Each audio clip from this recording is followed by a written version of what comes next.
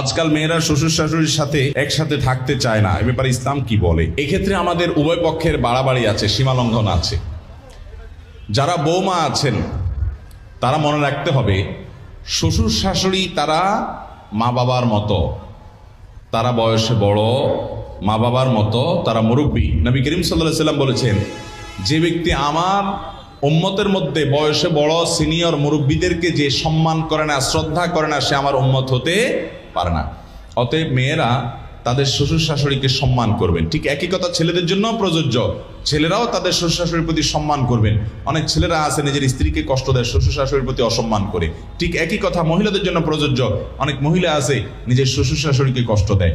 মনে রাখবেন, শ্বশুর শাশুড়িরা তারা আগের জেনারেশন, তারা আগের যুগের মানুষ, তাদের অনেক অযৌক্তিক কথা তারা বলতে পারে, অযৌক্তিক কাজ বলতে পারে, তারা আপনার মতো বুঝবে না, এত স্মার্ট হবে না।